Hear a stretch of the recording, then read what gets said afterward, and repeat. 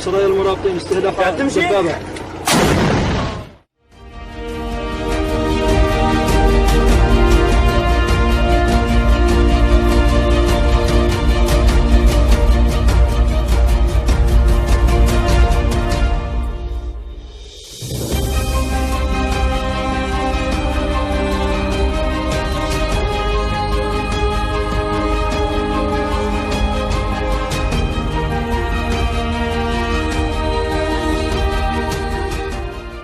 Psychiatrists say the COVID pandemic and the focus on social distancing has made us all a bit more lonely and a bit more awkward around other people.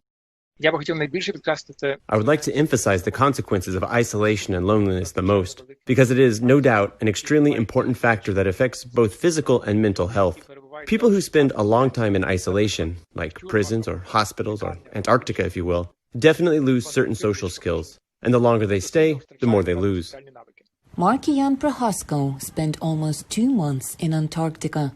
He went there in early 2019 to write a book about the experience of being at a polar station. Later, during quarantine, Markian often drew parallels with his time at the South Pole. When you're staying at home, sometimes you don't even want to see anyone, but you can always do so. But when circumstances force you to stay at home, you suddenly feel a certain constraint. You can't go anywhere, although you would like to. In Antarctica, it's the same.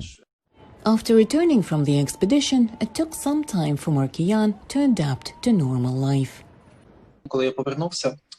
When I returned, on the one hand, I wanted to lie low for a few weeks, not to communicate with anyone, maybe only with the loved ones. What can I say? How can I explain it all? On the other hand, many of the things that are common here seemed pointless for a while.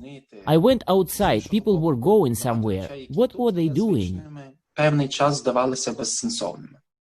Experts say there is little doubt people will lose certain social skills during the pandemic. Just as muscles atrophy without exercise, communication skills suffer from isolation. That's why it's important to take care of your mental health.